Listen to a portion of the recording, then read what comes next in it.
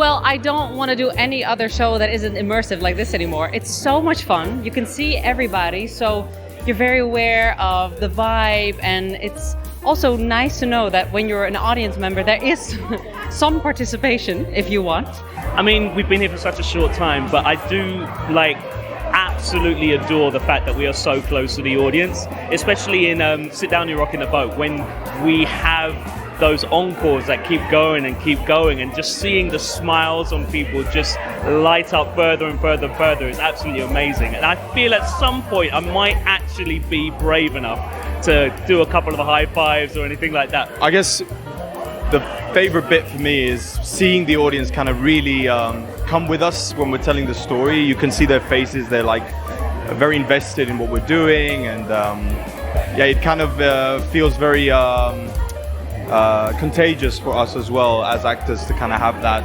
proximity with them and feel that energy. Well, to be honest with you, just kind of making an entrance onto the stage is exciting. And I find myself, there are certain parts of the show where you have to fight through the crowd. And my way of getting past them is by tapping them on the right shoulder and passing them on the left.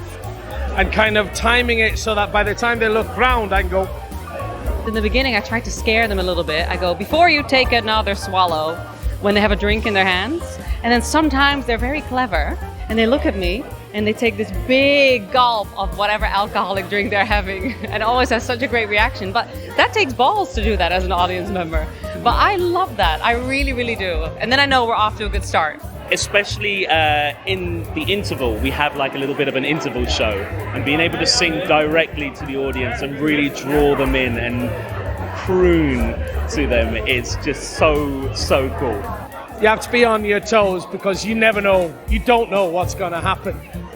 I've had experiences where there's been a dog in the audience and the dog has barked at me whilst I'm doing my entrance, and you have to kind of talk to the dog because he wants attention. One of my favourite immersive memories that I have of the show so far is when I step up to, I go in Take Back Your Mink, I go up to a lovely gentleman and I put him in my bosoms. They're a lot.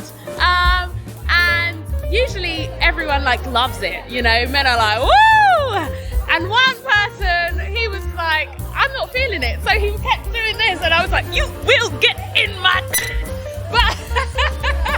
And he eventually did, but it was really funny because I was just like, this is, only I would have someone not want to get in my... You know what I mean?